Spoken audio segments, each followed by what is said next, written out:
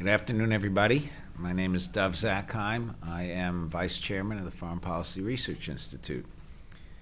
And we've laid on what I think is going to be a very impressive program. I want to tell you a little bit about what FPRI is trying to do. You can read about FPRI, but what's it trying to do?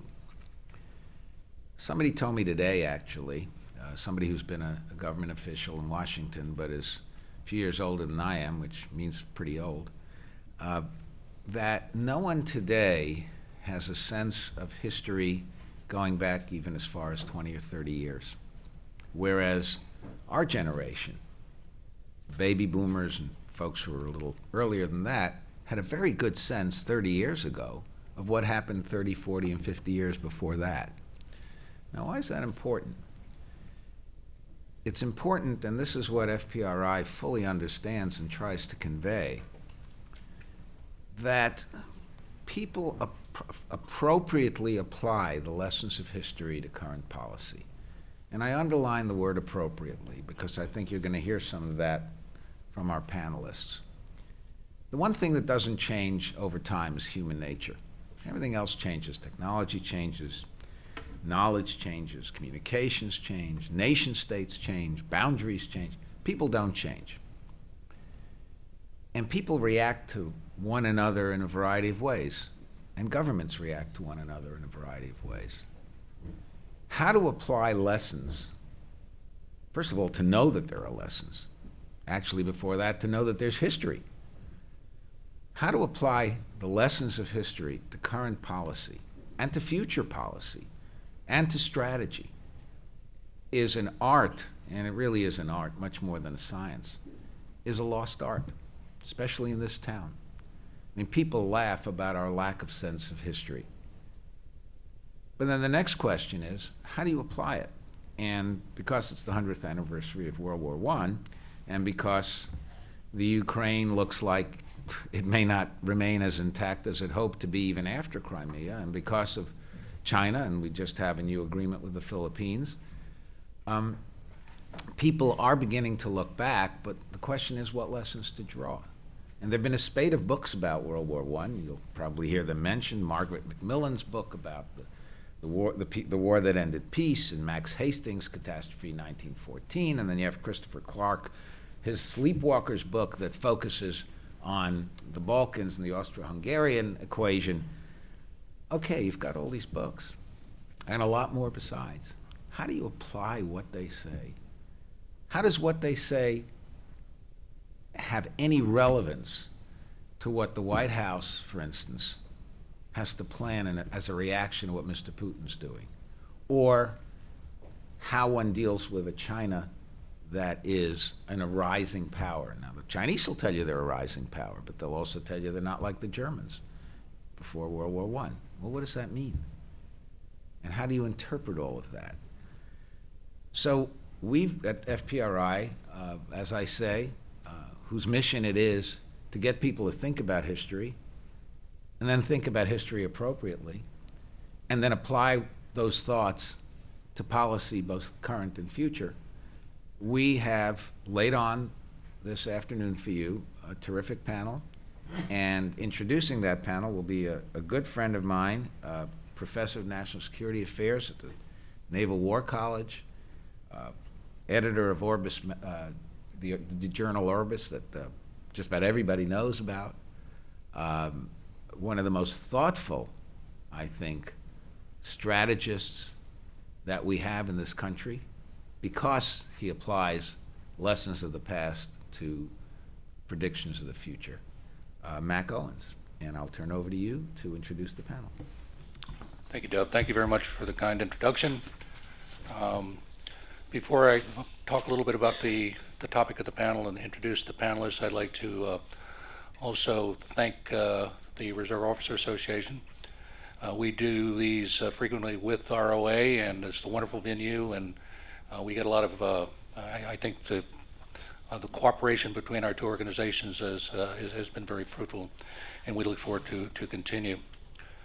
I'd start by remarking that Thucydides wrote of the war among the Greeks on the Peloponnesus, that was the greatest war of history, and it certainly was for the Greeks. I think most of us would suggest probably the greatest war of the 20th century was the Second World War, and usually overshadows the First World War, which is really too bad because many of the things that happened in the Second World War were unleashed by what happened with the First World War. I would argue that the First World War is probably the most transformational war of maybe in history. If you look at the wars of the French Revolution, the Napoleonic Wars, where you have the massing, the reliance on mass populations and very destructive wars, when you combine that with industrial power and technology and so forth, you have the carnage that we see that beginning with the guns of August in 1914. And so, I just a quote from Winston Churchill: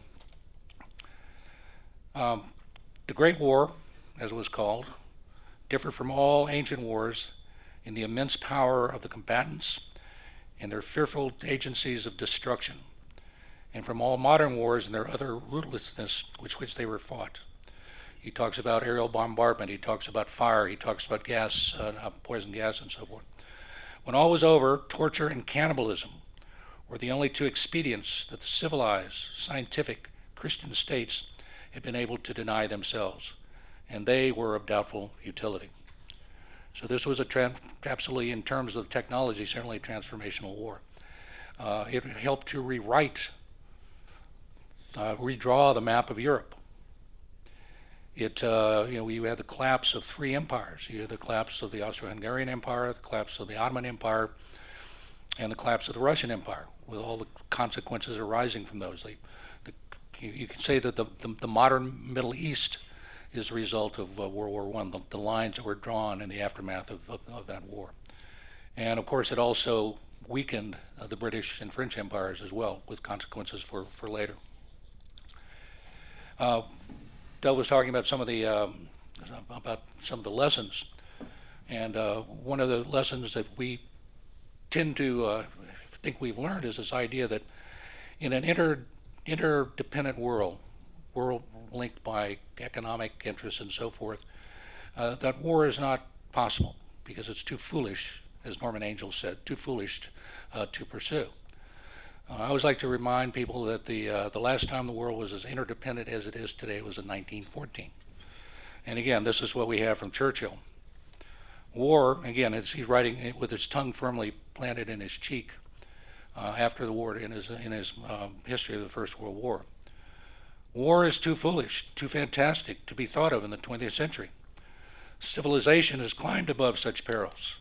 The interdependence of nations in trade and traffic, the sense of public law, the Hague Convention, liberal principles, the Labor Party, high finance, Christian charity, common sense, have rendered such nightmares impossible. Are you quite sure?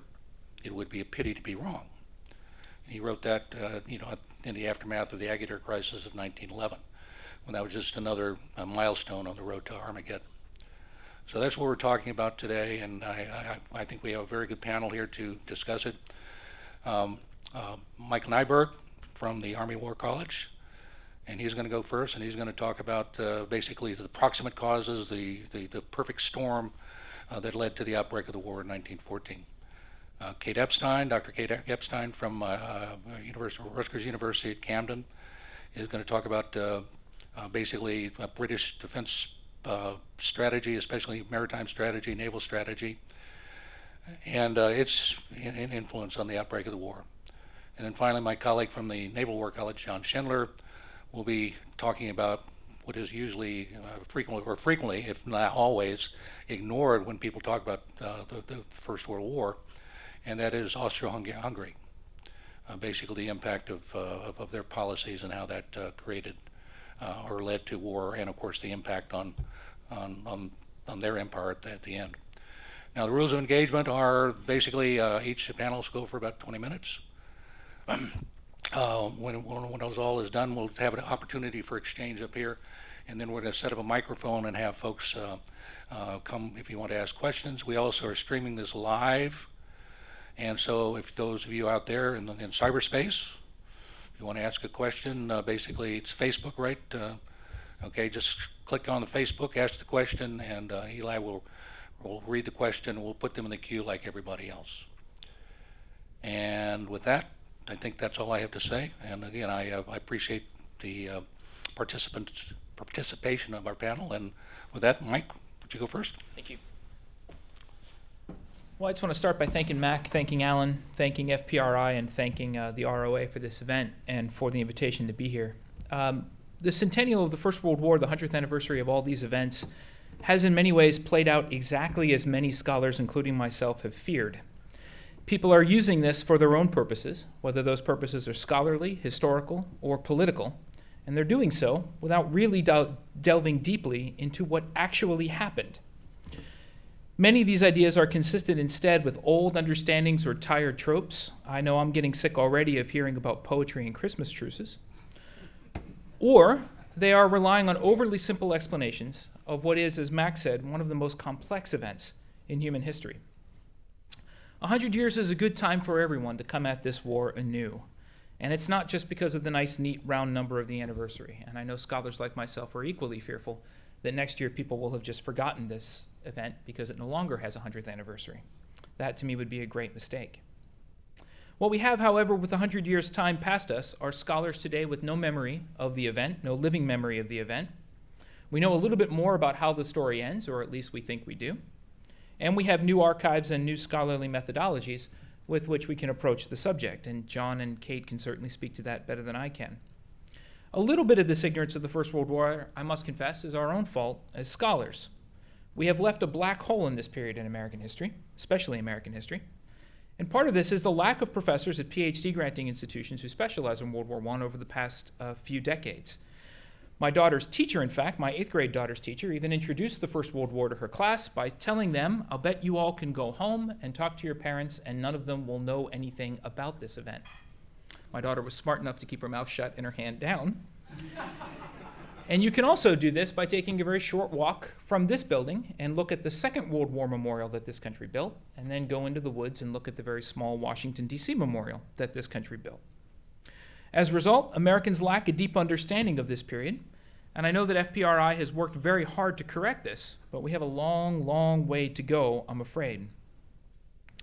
This gap would be just a small tragedy were it not for what is at stake and the way that people are using 1914 to inform policy today. So what I'd like to do here quickly, in about 15-20 minutes, is to discuss two main points to A, ground us in what actually happened in 1914, and B, to set up a discussion afterwards. It seems to me axiomatic that if we're going to make any sense or any use out of 1914 at all, we have to know what actually happened. And that means knowing the actual facts of history so that we can then begin to think about analogies and lessons of this time in history. And it's not been said by people far wiser than me. The past is a foreign country and the past is a complicated place. We cannot reduce it to its simplicities, however tempting that might be. 1914 might be, as I try to convince my students, the single most complicated period in human history, far more complicated in many ways than the age in which we're working with today. That, of course, only makes explaining this time all that much harder to do. So I'd like to focus really on 2 points, and Mac hit one of them already, and that is the trade-off or the balance between explaining the outbreak of this war by structural forces and explaining them by contingent forces. And very loosely put, structural explanations are larger than human beings. They are the kinds of things that Margaret Macmillan and Christopher Clark and others have tried to argue, John Mearsheimer, another one, to argue that when powers are rising and powers are falling, that this creates an unstable world. So the argument that folks have been putting out lately is that China is like Germany of 1914. To quote John Mearsheimer, it is a state that has excess power that it sooner or later will use. In this analogy, most often, the United States plays the role of Great Britain, a declining empire, no longer able to play the role of balancer. And the argument here is that crises come when great power competition rises. Now, I'll talk a little bit here in the Q&A of why I think there are some real problems with this. I think the Chinese are basically right when they say we are not the Germany of 1914. That is, the culture is different, the place is different, the ideas are different. But it's not the only structural explanation that has come about.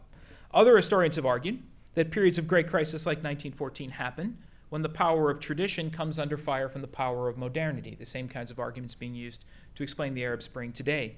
In the 1914 case, the tradition is monarchy, coming under fire from democracy or coming under fire from socialism or pick your modernity. On the surface, these explanations are alluring precisely for the reasons that Mack articulated. They seem to offer an explanation. That is to say, if you can identify what the structures are, and if you can find similar structures at work, then theoretically you ought to be able to predict what's going to happen. In other words, the theory becomes both powerful and predictive. Or so they might seem. But we need to be really, really careful here. In fact, structural causes, I would argue, are not as important as they might seem on the surface.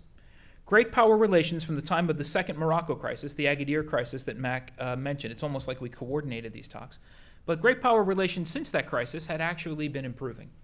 And if you take a look at what was actually going on in the summer of 1914, the First World War is so shocking to Europeans precisely because they never saw it coming. At the exact moment that Archduke Franz Ferdinand was assassinated in Sarajevo almost 100 years ago to the month right now, to the day right now, the British and German navies were not planning how to sink one another. They were, in fact, getting riotously drunk together at Fleet Week ceremonies at Kiel. And even after the hangovers passed and everybody knew what had happened, the British Navy was still planning to invite the German Navy to Portsmouth in order to return the favor. In France, French President Raymond Poincaré dined at the German embassy in Paris, the first French president to do so since 1870. And this act was seen by most people on both sides of the Rhine as a very important step towards creating an alliance, not an alliance, creating an entente or an agreement over the Rhine River, similar to the one that had recently occurred over the English Channel. And French observers especially noted that the ancient hatreds, between Britain and France, were much more long-standing than those between France and Germany, yet those between Britain and France had been overcome. Businessmen and socialists alike talked of the importance of big business. Mack talked about Norman Angell, one of the key people making this argument, that business would create links over the Rhine River between France and Britain, who were, after all, tremendous trading partners, and that these links might become more important in forging peace between them than anything the diplomats could have done. So, if it wasn't structural, or not only structural, then what was it? And Mack used the phrase that I had emailed to him, that it was a perfect storm of events. I think the importance of the July crisis of 1914, and remember please that we call it the July crisis, not the June crisis, meaning that it's not actually the assassination of the Archduke that is the key event here. This crisis is different from the ones that had come before. It's different from the two Morocco crises that Mack mentioned. It's different from the Fashoda crisis of 1898, a crisis between France and Britain. This one's different for a couple of reasons, and I think it's worth spending a little bit of time to play them out. One reason this crisis is different, and John may have some things to say on this, is that Austria-Hungary, for the first time in a very long time, can depict itself as the victim of Balkan politics rather than as the aggressor. In other words, it was an archduke. It was an act of what we would call an act of state-sponsored terrorism that had been committed. That means that Austria-Hungary would have the right, diplomatic freedom, diplomatic maneuver, to demand something of Serbia. Moreover, the Austro-Hungarians assumed, because not even the Russians could support regicide as a way of changing governments, Russia might be slow to act. And again, Britain and France, not involved in this crisis at all, what newspapers even into August 1914 were still calling the Austro-Serb crisis, Britain and France might well stay out. For the Germans, this crisis seemed to offer an opportunity to win big without having to do very much. If they challenged the Russians and the Russians backed down, they would win without having to do very much at all. If, on the other hand, Russia did mobilize, as Russia did, Germany could do exactly what the German government did. It could defend its actions as defensive actions, not as offensive actions. And in that regard, they would have the support of the German people behind them. The problem with all of this is that this crisis did not fit the mold that anyone was ready to handle. And as is well known today, when Kaiser Wilhelm told his chief of staff, Helmuth von Moltke the Younger, to prepare for a war against Russia only, Moltke famously told him that he couldn't do it. To which the Kaiser responded, "Your uncle would have given me a better answer." This is another reason why the war got out of control as quickly as it did. It wasn't the war they had planned for. And because of the way that this war began, each state, even the Germans, could claim their actions as defensive and thus just. The second point that I want to articulate here is so obvious that we often overlook it. The origins of this war were not on the Rhine River. They were not in the North Sea. They were on the Danube, at least the origins of the July crisis. This is a Balkan crisis. It is a war that most people expected to be a third Balkan war, not a first world war. In this sense, I think it's important to understand, the great powers were not acting They were reacting, and I think this is especially the case in France. They were not consciously trying to balance here. Britain may be the only exception to this, and I'll let Kate get into that if she wants to. But the great powers got a very different crisis from the one that they were expecting. What they thought was going to happen was either a third Balkan War or a long, drawn-out diplomatic crisis like the Morocco crises that Mack articulated. Those crises, it's important to understand, both Morocco crises and the Fashoda crisis, the three big diplomatic crises from 1898 to 1911, all three of those crises ended peacefully, and all three of them took a very, very long time to play out. That's what people were expecting in 1914. In the case of the Fashoda crisis, which is between Britain and France for control over what is now Sudan, the headwaters, what they thought were the headwaters of the Nile River, that crisis resulted not in war between Britain and France, but in the signing of an entente between Britain and France. In other words, these crises need not produce war, and they could, in fact, produce a better state than they had going in. This is why, I think, the war went so total so quickly and over so small a proximate cause. It's also, I think, why people became so quickly disoriented by it, and why so many of the regimes that looked pretty solid in 1914 did not survive to 1918. And again, Mack alluded to this. The Ottoman, Russian, I would add the German. Who am I missing? Ottoman, Russian, German, Austro-Hungarian, thank you. Just bought a book at Kramer Books on this, and I got right out of my mind. I was just reading this on the metro coming over. And it's also, I think, why the structural methods don't hold as much water as the contingent methods. We can't know for sure, but it seems to me possible that had Gavrilo Princip not stopped for a sandwich, or had Franz Ferdinand's driver known how to get that car in reverse without stalling it, Europe might well have had years of peace ahead of it. The way I read the environment of 1914, again, this is less diplomatic than it is social, there were plenty of signs pointing in the direction of less, not more, conflict. And in this regard, it seems to me, it's different from the age that we're living in now, where most observers see the environment as pessimistic. In 1914, at least before July 23rd, 1914, most people saw things as getting better. They were optimistic. If no World War I think Mack's entirely right. There's no World War II, there's no Holocaust, there's no Cold War, there's no fascism. Or at least they don't play out the way that they did. So, out of all of this, what lessons might we be able to draw? Well, the first is, and I think hopefully I made this clear, we need to be very careful of analogies that seek to provide very simple solutions. The world that we're living in today is like 1914 in some ways. It is very much unlike 1914 in other ways. So for me at least, the simple analogies that folks have drawn, and it's not just Mearsheimer, Macmillan, and Clark, it is people who have taken their arguments and oversimplified them. We need to be very, very careful. Differences, it seems to me, are as important as similarities, and here's the point that Mack was making about China and Germany, China 2014 and Germany 1914. They are culturally different. They are politically different. Their histories are different.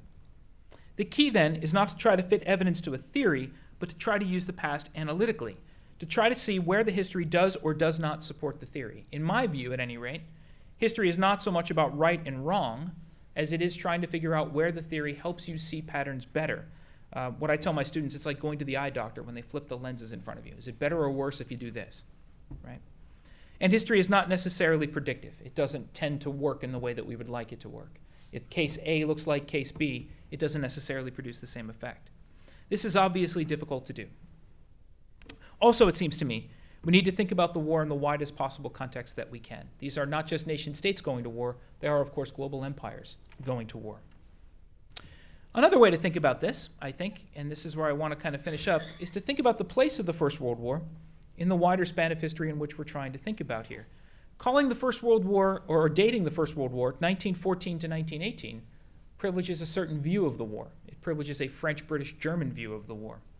As I'm sure John can tell you, if you go to the Balkans, more often than not, the war is 1911 to 1921, 22, 23.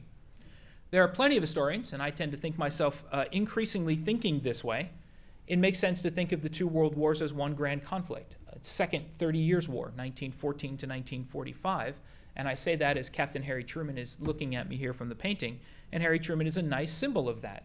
A citizen soldier, captain of artillery in 1914. In 1945, he goes to Potsdam, Germany, trying consciously in his own mind to solve the problems that Woodrow Wilson failed to solve. In Truman's own mind, they are the same issues. What will be the place of Germany in the new Europe? What will be the place of Russia in the new Europe? Where will ethnic and political boundaries match up? What should the United States do about it? How should the economy of the world be reoriented?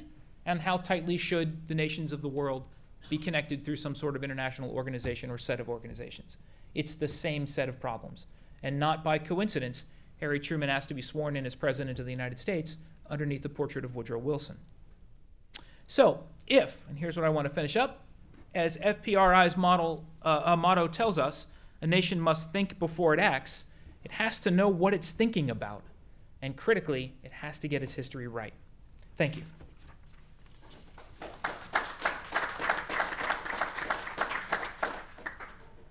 Thank you, Mike. Kate, the floor is yours. Thanks.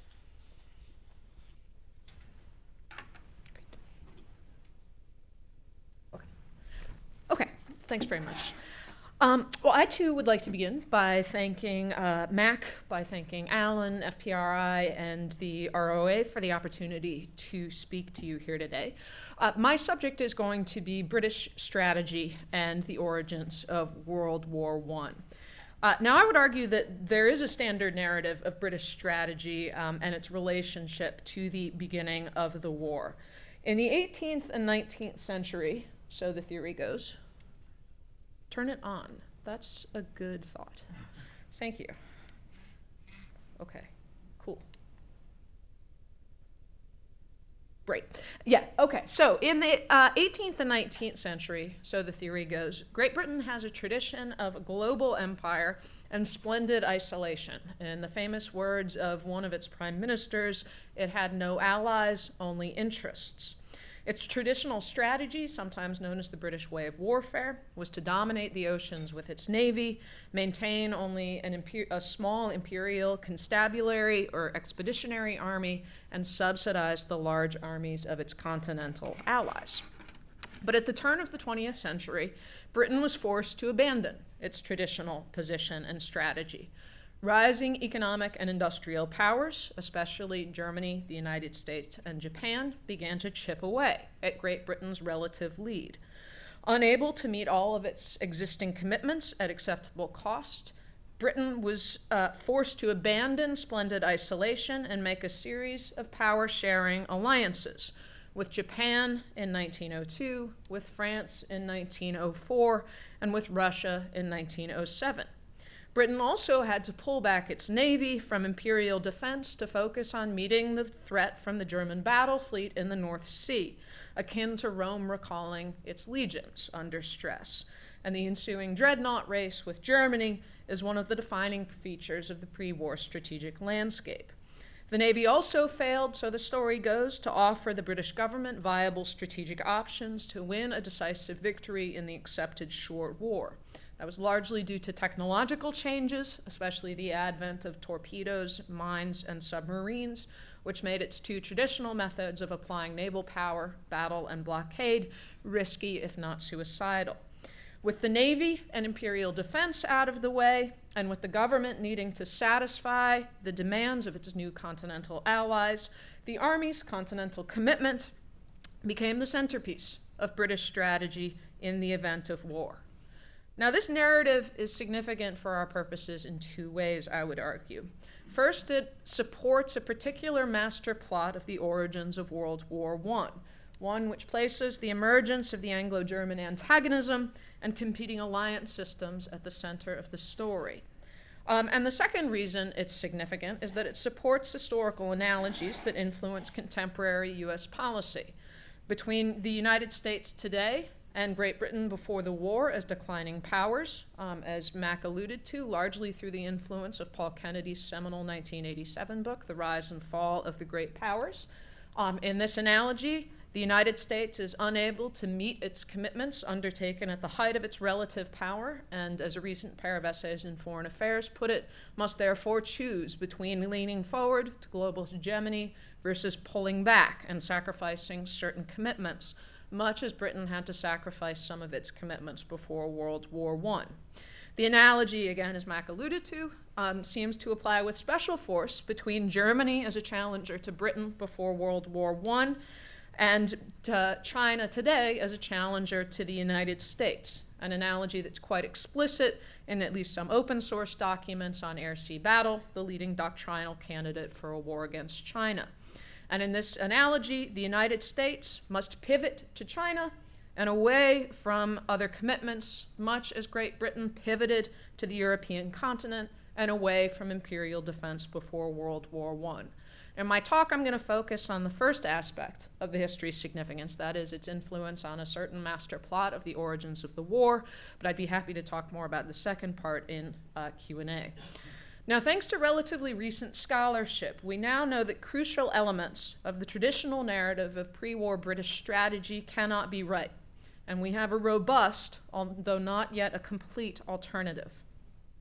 Now, the traditional understanding of British naval history unquestionably rests on the work of a historian named Arthur Jacob Martyr, whose work has been widely adopted in broader studies of pre-war British defense policy. And Martyr put forward several key theses. The first was that the German threat came to dominate the Admiralty's agenda by 1902 at the very latest, such that the Admiralty's strategic gaze narrowed. His second major thesis was that the dominant figure in the Royal Navy's response to the German threat was Sir John Jacky Fisher, the famous First Sea Lord from 1904 to 1910. And his third major argument was that the Navy's most important initiative in response to the German threat under Fisher was construction of the famous battleship HMS Dreadnought in 1905 and 1906. Thus, Martyr saw the primary determinant of British naval policy as foreign political, namely the threat from Germany, as dominated by a single naval officer, and as constituted by capital ship construction. Martyr's arguments fit with emphases on the Anglo-German antagonism and the naval arms race as important elements in explaining the origins of World War I. Now, despite, or perhaps because of, Martyr's rather impoverished conception of how profoundly complex institutions like modern navies work, it was important for the appeal of his arguments that he appeared to have mastered the relevant archival material, a reputation which he cultivated.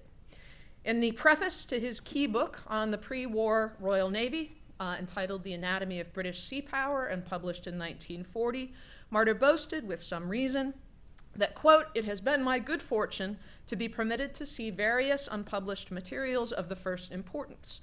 These materials have never before been utilized in any published work," end quote. And other historians understandably believed him. This is what we're supposed to be able to do. John Keegan reflected broad consensus when he wrote in 1976 that, quote, "Martyr's standards of archival research defy betterment." Now, thanks to documents which have become available only within the last few years, I first saw them cited only in Barry Goff's 2010 biography of Martyr, we now know that although Martyr did gain unprecedented access to what was known as the Admiralty Record Office, basically the treasure trove of Admiralty archival documents before they were moved to the Public Record Office, we know that he did gain unprecedented access on a research trip in 1938. We also know that he saw far less than was generally believed, has been generally believed. First, we now know that he was permitted to conduct research only on a list of pre-selected topics, with documents brought to him by the staff, which means that he was unable to amend his research agenda in light of new questions and new findings as he worked through the material. Second, we know that he spent at most 4 weeks in the Admiralty Record Office, this at a time without digital cameras for photographing documents, which is how I got these pictures, or Xerox machines for copying them. We know that he received permission to visit the record office on September 2nd, 1938, a Friday, which means that the earliest he could have gotten in was September 5th, the following Monday. We know that he was in by September 9th by the latest because we have a letter from him written from the record office. We know that he was out by October 4th, a Tuesday, because that's the date that the record office stamped the file on his visit, meaning that it was no longer active but had itself been moved to the record office. More likely, Martyr was out the Friday before, September 30th. We know that he sailed to France on the SS Statendam for a vacation on October 22nd, and we know that he wrote the Admiralty from Saint-Malo in France on October 26th. That second line, by the way, from Le Havre to Saint-Malo, he sailed from Southampton to Le Havre, and then he did not take an imaginary canal from Le Havre to Saint Malo, although it would have been very useful on D-Day if it had existed. And we know that he then returned to England, but did not regain entry to the Admiralty Record Office before sailing back to the United States on December 14th. So the longest Martyr was in the Admiralty Record Office was from September 5th to October 3rd, or 4 weeks. Conservatively, it would take 6 months with a digital camera, just collecting material, not actually reading it, to get through the relevant archival material for the subject on which Martyr wrote. Moreover, the Admiralty regretted giving Martyr access to the record office and forced him to use vague citations to material therein in an effort to cover his tracks, making it impossible for other scholars to check his work and verify that his results were replicable. It is true that Martyr was able to get back into the record office on a trip in 1956 before publishing his second book on pre-war naval history, the first volume of the 5-volume From Dreadnought to Scapa Flow, published in 1961. But it is also clear that whatever he saw on that visit in 56, it did not cause him to significantly change the arguments he had put forward in his 1940 book. Now, although documents showing the limits on Martyr's archival access became available only recently, it should have been clear since publication of John Sumita's book In Defense of Naval Supremacy in 1989, which is actually being re-released this year like Martyr's books by the Naval Institute Press, that Martyr's evidentiary base and conceptualization of the subject were deeply flawed, with major implications for our understanding of the origins of World War I. To begin with, Sumita's archival base was qualitatively and quantitatively superior to Martyr's, with footnotes that make it possible to check his work. I know because I've checked a lot of them. Sumita was, among other things, the first scholar to systematically examine the beastly Admiralty Secretariat files for the pre-war period. The Admiralty Secretariat was basically the office that filtered all papers coming into and going out of the Admiralty. The files are voluminous, and Sumita was the first one to go through them systematically. Moreover, unlike Martyr, Sumita did not begin from the assumption that the German threat and battleship construction dominated the Admiralty's agenda and conduct his archival research accordingly. Instead, he let the documents guide him. The result was 2 major disagreements with Martyr. First, Sumita found that the primary determinant of British naval policy was not the German threat, foreign political, but financial limitation, a fiscal and domestic political issue. His second major finding was that Jackie Fisher, who Martyr had seen as the key figure, had not wanted the battleship Dreadnought, but the battlecruiser HMS Invincible. And the reasons he had preferred the Invincible over the Dreadnought were significant. One reason for his preference was that in a period of financial limitation, Fisher believed that they could combine the traditional battle fleet mission of a battleship with the traditional trade defense mission of cruisers on a single platform, thereby saving money. Another reason Fisher preferred battle cruisers to battleships was because he was not, in fact, focused on the German battle fleet in the North Sea, but on the threat from French and British cruisers to the British Empire. By implication, Sumita's findings suggested that the centrality of the German threat and the abandonment of imperial defense had been overemphasized in the traditional narrative of British strategy and in its relation to the origins of World War I.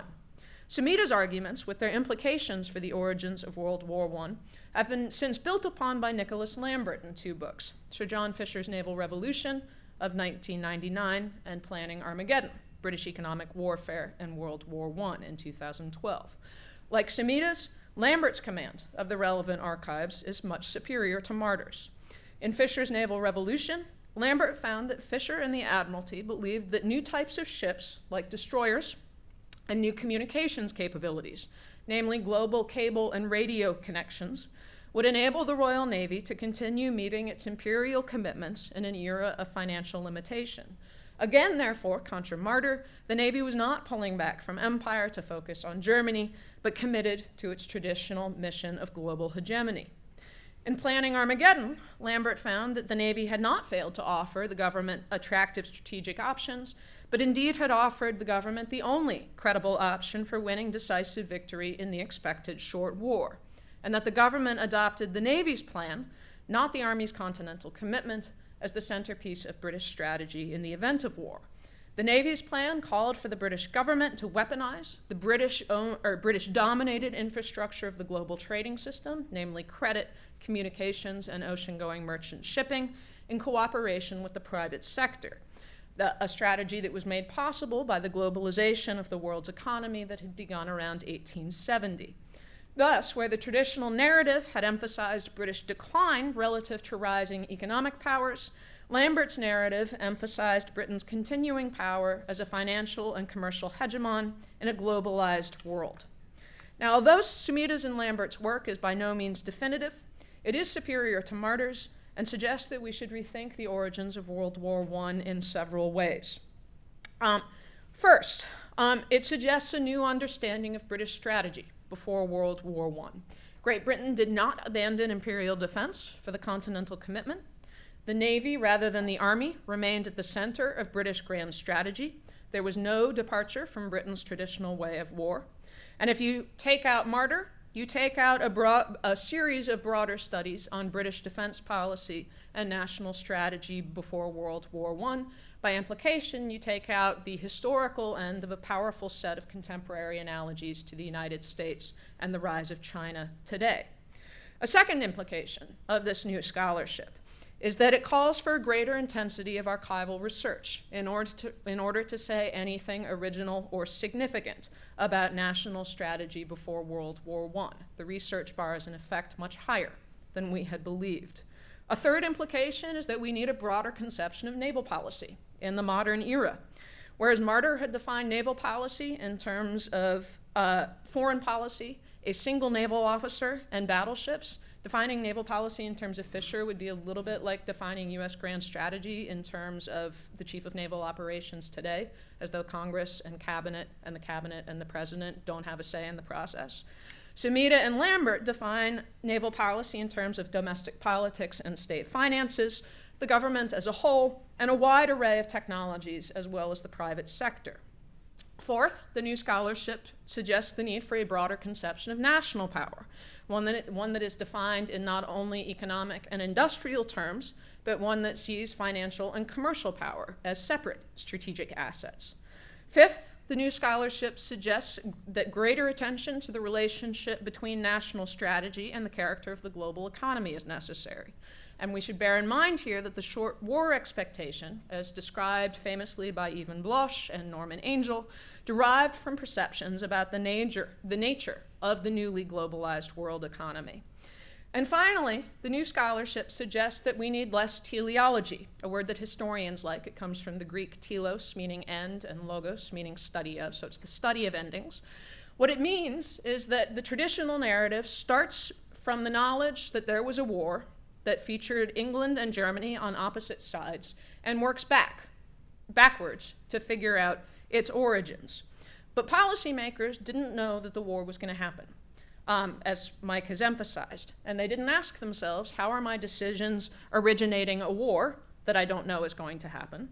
But how do I solve the complex problems that are crossing my desk today? The revisionist naval history, which reflects or is consistent with more recent diplomatic history, especially that produced by Keith Wilson and Keith Nielsen, the two Keiths, restores contingency and dynamism to the pre-war period, making it far messier than we liked to believe, and therefore much more difficult to draw lessons from, but also far closer to what actually happened. With that, let me thank you and say that I look forward to your comments and questions.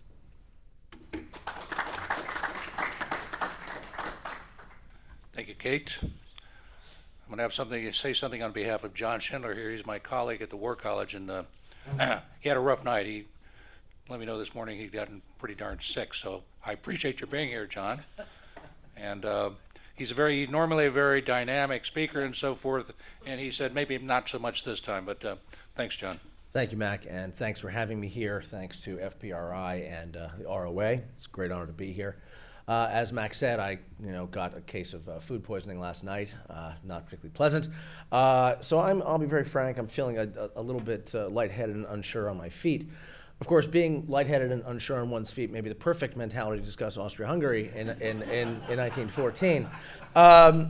as we've heard already, the historiography, to use the fancy schmancy historian's word, of the First World War has really broadly neglected, certainly in the English language almost entirely, neglected the pivotal role of Austria-Hungary in the disaster of July and August 1914. There are a lot of reasons for this. Austria-Hungary is a tough subject, let's be very frank. You know, if records are good, Austrians are very anal, they keep very good records. On the other hand, if you want to actually master the literature, you've got to read about a dozen languages. Okay? Furthermore, the place names are unpronounceable. In the English-speaking world, people have never heard of any of these places. It can be quite daunting. But it is pivotal to understand this. The role of Austria-Hungary, we've discussed, you know, when did the Balkan Wars start and stop? That's a great question. Maybe we'll deal with it in Q&A. The role of Austria-Hungary is irreplaceable in this. I would encourage you, if you've not read The Sleepwalkers by Professor Clark, I think it's the best single walkthrough in English of the political background to why Austria quite consciously chooses war in July 1914. There's no misunderstanding here. We, of course, have spent decades in sort of the popular history trying to figure out what the causes are. And of course, it was very fashionable beginning in the 1960s due to a historian in Germany called Fritz Fischer to blame Germany uniquely for this. There's been a real turnaround in the last 20, 25 years, understanding that although the German General Staff had a large role in pushing forward the war, the Austrians were at least, if not more, culpable. So it's important to sort of grapple with all this. And also what is incredibly important about this is Austria-Hungary is unique in the sense that it is the primary driver of the war, and it is also the only major combatant to have in effect lost the war by middle of September 1914. Austria-Hungary, in a very real way, the foreign minister tells Emperor Franz Joseph, we are going to war, to maintain our, thank you, can I get some water? Thank you. We're coming. Appreciate it, thank you. To maintain our status as an independent great power. Due to battlefield reverses, those have been lost by the middle of September 1914. More on that later. There are also three vast campaigns at the outset of the war. The Marne campaign, the French campaign culminating in the Marne. There's the Prussian campaign at Tannenberg, where a Russian offensive is blunted. And there's the struggle in Galicia, in what would today be the, speaking of Ukraine, Western Ukraine and southern Poland. And it is the third of these that in many ways is the most consequential, strategically speaking. But there is almost no literature at all. So with that, is it just the magic button here? Oh, and by the way, let's go back. You'll note that painting. We'll go back to that later.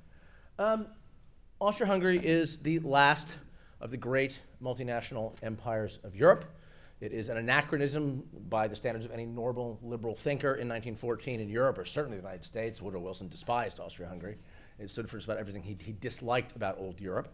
But it is important to note that the Austro-Hungarian Empire, Austria-Hungary being the last of many iterations, was the last Catholic great power in Europe. It was also the final iteration of the Holy Roman Empire. So a lot of deep history that even its subjects who didn't like it couldn't really easily get away from. There, of course, you have Franz Joseph, the octogenarian emperor, who in 1914 does choose war. There's been a lot of obfuscation by the Austrians over many decades, over a century now, to make it look like their policymakers didn't choose war, when in fact they did. Even Franz Joseph, very old, very cautious, he'd never led the country in a successful war in his long reign, nonetheless was fully on board with going to war against Serbia. And of course, the real problem in Austria-Hungary is this daunting multi-ethnic diversity.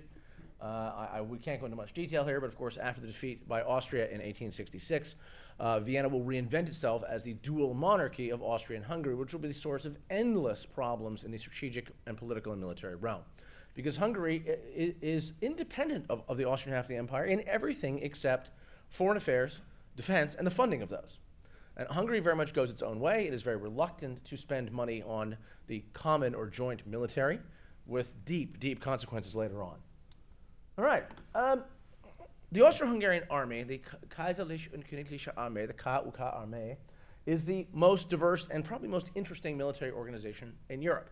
After 1866, Austria goes with peacetime conscription, aping the Prussians who have just beaten them. And even though Austria does not conscript anything like the numbers they should for funding reasons, the army, for the first time in peacetime, becomes a sort of school of the nation. It is an extraordinary complex edifice.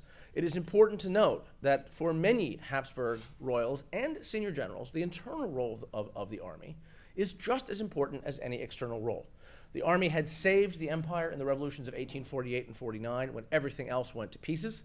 The army alone was perceived by itself and the monarchy as loyal. It is important to note that Archduke Franz Ferdinand, of fateful events at Sarajevo on the 28th of June 1914, very much adhered to this view of the military. He was intensely interested in the military. He was running a parallel cabinet in the last years of peace, but he saw the military primarily as an internal dynastic instrument. He very much wanted to avoid what he saw as needless wars, even against the Serbs, much less the Russians. All right. The actual readiness of there's of course Franz Ferdinand right there. The actual readiness of the Austro-Hungarian military for war in 1914 was lamentable by any objective standards. Interestingly, the primary blame for this did not lie with the military. The military leadership was very clear. The guy who was the head of the general staff from 1906 to 1917 with a little break in 1912 is Franz Konrad von Hötzendorf, who is probably more responsible than any other human being for the chain of events that happened in July 1914. Konrad is imbued with a deep cultural pessimism. He views the dual monarchy as coming apart at the seams due to ethnicity, due to the socialist threat. He views the army as desperately in need of modernization. And he does, during his tenure as General Staff Chief, bring much more modern exercises. He greatly modernizes the mobilization system. Unfortunately, there simply isn't money. He only gets the Parliament in Budapest to support significant reinvestment in the military after 1912 and the Balkan Wars, which will see the rise of Serbia as a regional power, which is viewed as a lethal threat to Austria-Hungary due to the large Serbian minority inside the empire. Konrad only gets part of his program. In fact, the program he starts getting would have been realized in terms of modernization in about 1917 to 18, depending on which programs we're talking about. But he is a confirmed hothead. He openly embraces war. He encourages the monarch Franz Joseph to go to war over and over and over again against Italy, against Serbia. Italy, of course, ostensibly being their ally, because he wants them to crush the separatist threat inside the monarchy. It also very much needs to be noted that funding is so inadequate that in the decade before the Great War, while the rest of Europe, certainly all the major powers, are arming the massive arms race, which is not just naval, but on the ground as well, Austria-Hungary is ostensibly not a participant because the actual percentage per capita GDP spent on defense is lower in Austria-Hungary than in any major power in Europe. Konrad could be very biting. He's a very astute thinker to a degree. And he was asked in 1912 if he thought Austria-Hungary should participate in the Hague round of talks to make warfare nicer and to encourage disarmament. He said, well, we've already embraced permanent disarmament. Why would we do that? Another relevant point, by the way, the artillery is the particular weak point of the army. In 1912 and 13, Konrad has the Military Technical Committee draw up an entire range of new artillery field pieces for which there is no funding. The Austro-Hungarian Army in Galicia in 1914 is simply outgunned by the Russians, who have taken the right tactical lessons from their war against the Japanese in Manchuria in 1905-06. I also would be remiss if I didn't note that Konrad is a kind of an odd duck. This can't be written out of the history.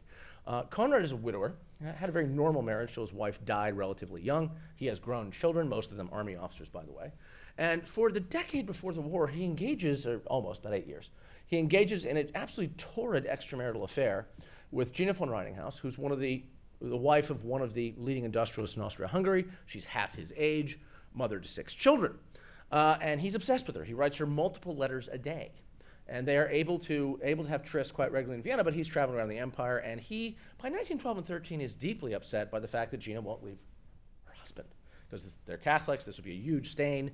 Konrad, unquestionably, we have this on the evidence of senior general staff officers around him, by 1912-13, has clearly gotten it in his head that if he were a successful war leader, Gina would leave her husband. Now, I'm not suggesting this was his primum mobile. I am suggesting it is a constellation of factors that Konrad, who was already a hothead, has personal reasons as well for seeking solution to his personal problems, not just strategic problems through war.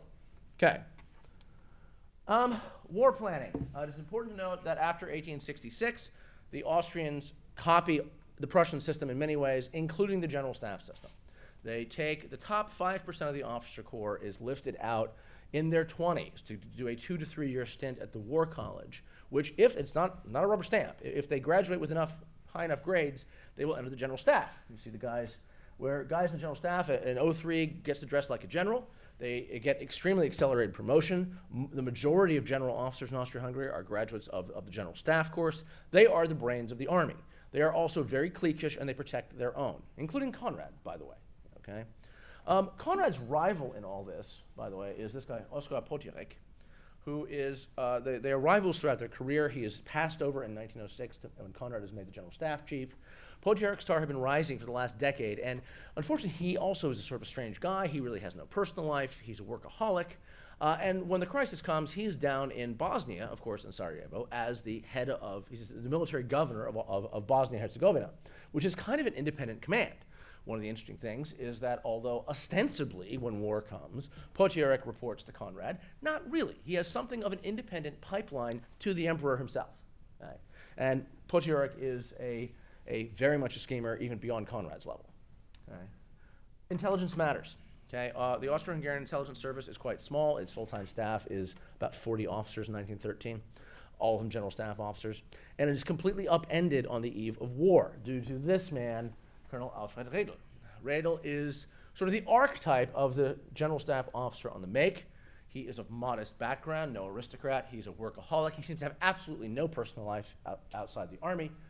On the 25th of May, 1913, through a complex story, he is uncovered as a foreign spy and cajoled into killing himself. By the way, that's the odd coincidence. I love history sometimes. It's the very same day that a failed painter from the town of Braunau in Upper Austria by the name of Hitler leaves Vienna after several frustrating years in the capital not making it as an artist. Redl's death is covered up by the general staff. They don't want it out. It gets leaked. There was no damage. We'll talk about Snowden and damage assessments. There's no real damage assessment. They want it to go away. Subsequent research, decades later, I got to see some of the Russian files many, many decades later. Redl was spying for the Russians going back to at least 1907, was giving them, because he was also the #2 intelligence official in the army. He had access to really everything. He was also passing everything he could get, purely for money, purely pecuniary, to France and Italy as well. Some of this wound up in the hands of the Serbs in 1914 and the Russians. A devastating intelligence loss from which there would be no coming back. Very polemical, by the way, in Austria. After the defeats of 1914, it would be said that Redl had compromised any ability to win the war. That's an overstatement. There is no doubt it was a vast intelligence blow from which the intelligence apparatus of the monarchy did not recover before the war. All right. Okay, we know what happens here. Take a wrong turn. Oops, bum. Gavrilo Princip, sort of no good Nick teenager from a one-horse town called Grahovo in western Bosnia, with a gun given him by this guy, Colonel Dimitrievich, obviously the head of Serbian military intelligence. Pulls off 2 shots, closes his eyes, fires 2 shots, 2 fatal shots. Conrad, by the way, is in Sarajevo for the maneuvers. They were in town for Potierek had pushed maneuvers to show off his own command and Habsburg prestige in the troubled provinces of Bosnia and Herzegovina. Oddly, Conrad had gotten on a train to Zagreb in Croatia about an hour before the shootings and arrives in Zagreb at 2 a.m. the next morning to find out the world has just changed. Right? What I want to highlight about the July crisis is there is no serious effort by any policymaker in Austria-Hungary not to go to war. Okay? The only one who has any trepidation is István Tisza, who is the Prime Minister of Hungary. And even his doubts evaporate almost immediately once it becomes clear by the 7th of July that they have the famous blank check from Berlin. Okay? Conrad is in these meetings. Conrad is not particularly fiery by his standards. By the way, what's interesting is he's already accepted that it's not going to go well. He's advocated war for years and years and years, preventative war, just invade Serbia, just invade Italy. In his summation, classified summation of the General Staff leadership in January 1914, he concludes that the time for preventative war has passed. The military equation is already so badly against us, we don't want it anymore. The crisis comes, he is sheepish about supporting it. He writes to Gina, it will be a hopeless struggle, but nevertheless it must be, because such an ancient army and ancient monarchy cannot perish ingloriously. We're gonna lose, it's gonna suck, but we really don't have any choice. Now, Conrad is not delusional. He actually does rationally understand the numbers are not in his favor. But he goes to war anyway. The political leadership is just as culpable in this. Franz Joseph, the emperor, has the ability to some extent to put the brakes on it. He does not. Why? This is the sense that Habsburg prestige has been insulted again and again. 1908-9, the Bosnian crisis, particularly the Balkan Wars of 1912 and 13. And this cannot stand. I also want to highlight that in Austria-Hungary, there is very much a sense of genuine popular outrage. Although Franz Ferdinand was not a beloved figure with most of the population, his death, and particularly the murder of his wife, was a sincere outrage. It was very much like the climate after 9/11 in the United States. This was an act of terror, which the Austrians knew the Serbian government was behind, but they couldn't prove it. By the way, the most interesting lingering question is Orbis was executed by his own government in 1917. He knew too much. He was becoming an embarrassment. In his last will and testament, written hours before his shooting, which no one questions the authenticity of, he actually, because he's bragging about his role behind the assassination, he admits that the Russians funded it. Colonel Artemonov, the Russian attaché in Belgrade, had actually funded the entire operation. Maybe true, we don't know. All right. Mobilization. It is important to understand that for years before the war, Austria-Hungary's military leadership, including very much Conrad, had fully expected troops of particularly Slavic nationalities to revolt, to shoot their officers, not go to the front. Nothing of the kind happens. War euphoria would be an overstatement, clearly, but there is intense devotion to the monarchy that the generals had not expected. The mobilization order goes out in 15 languages. This is the Czech version. Army officers are stunned that Czechs, who they considered basically to be a nation of traitors, deeply Russophile, all show up. There are absolutely not one recorded incidence of troops not showing up of any nationality on 1 August 1914, the first mobilization day. The problem is they make a complete hash of it. The startling truth is that Austria-Hungary in no way has enough troops to go down the path of war they have chosen. Austria-Hungary can mobilize about 6 field armies of about 8 to 10 divisions each. You have the horrible problem that you have to send 3 against the Serbs to subdue Serbia quickly, which for reasons of prestige they must do. But you need 4 to have any chance of a success against the Russians. Because remember, the Germans have promised them, give us 6 weeks in the west of a free hand and we'll help you out in the east after that. That's seven armies, folks. Okay? There just aren't enough forces to do it. In a really madcap thing that the records were doctored to hide, Conrad sends the Second Army to the Serbian front for about a week and then sends them all the way over to the Russian front. They essentially have no real impact in either front. Now, I'm out of time. The Serbian campaign is a hash. The Serbian campaign is a disaster. Potiorek gets his war. He has a free hand to execute the campaign that he wants. Interestingly, the War College in Vienna had a classified war plan against Serbia that was updated every year, which was eminently sensible and doable. He completely rejects it and decides to, he throws it out and decides to have his own. And it's a complete disaster. They attack on axes that are mutually unsupportable. It's a very nasty struggle. The Serbs use civilians as irregulars. They tend to get shot in large numbers in a couple weeks in Serbia. The Austro-Hungarian Army shoots about 3,500 Serb civilians, many of whom were armed, let's be clear. And they lose. The Allies' first victory of the war comes at Ser Mountain on the 19th of August, 1914, and they retreat back. It is a blow from which Habsburg prestige will really never recover. Okay. I'm out of time here. We're going to address this more. The interesting thing about the war plan in the East is that it's contingent upon fantasy thinking by both the Germans and the Austrians. The Germans need the Austrians to maintain the line against the Russian steamroller, again, for about 6 weeks. Conrad makes the assumption that there will be a Prussian attack out of East Prussia down toward Warsaw, which he actually knows is not coming. There's a very frank relationship with the German military attaché, Karl von Kaganeck. It is not that he doesn't know. He does it anyway.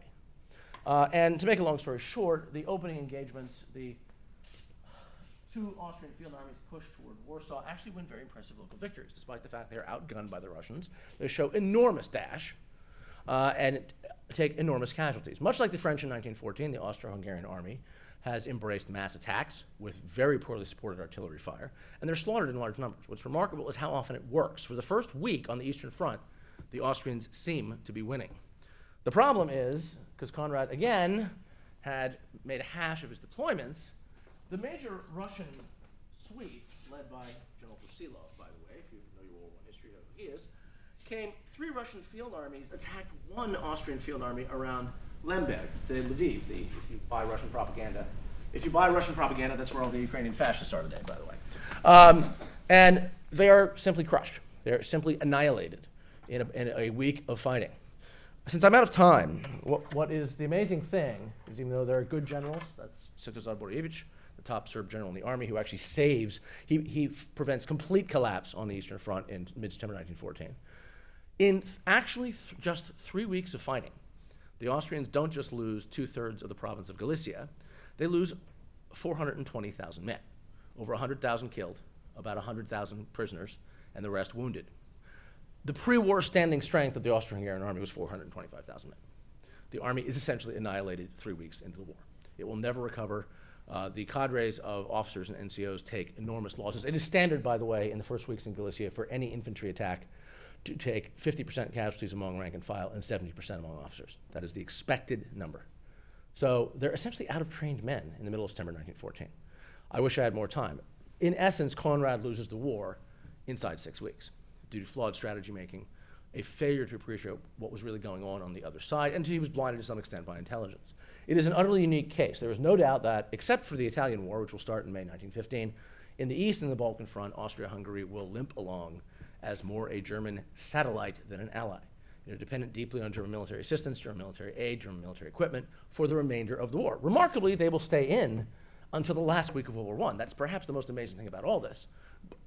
But Austria-Hungary goes to war in July 1914 to maintain its status as an independent great power. By mid-September 1914, that is gone and will never be recovered. All right.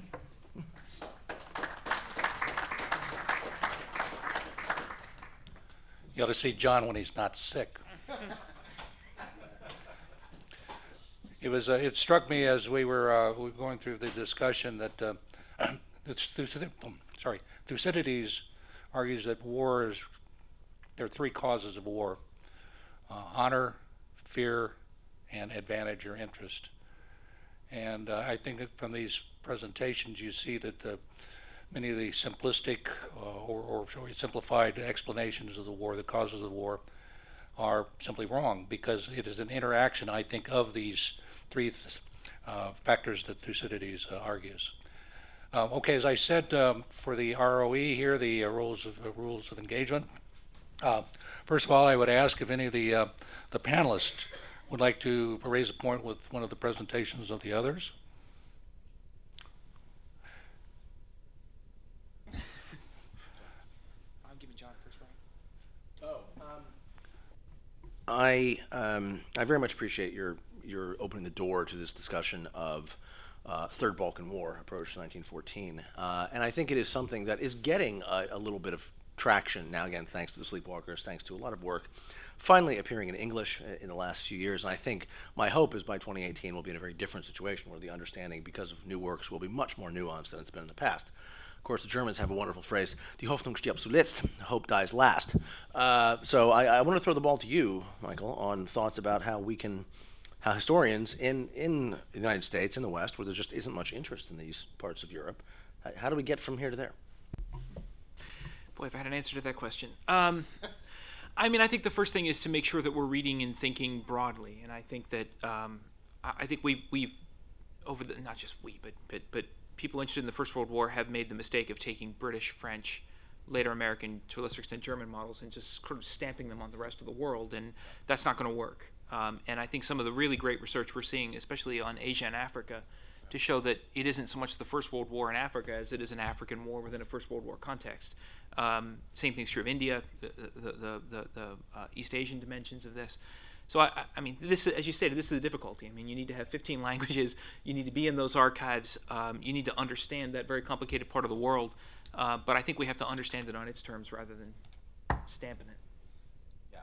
We need you to write more books is what we need. Okay, great. I'm on it. I will also add there's a particular thing, because even where Austria-Hungary has appeared, Winston Churchill wrote his famous one-volume work, The Unknown War on the Eastern Front, in 1931, and it's still kind of unknown, largely. The problem is even Churchill relied very heavily on German sources.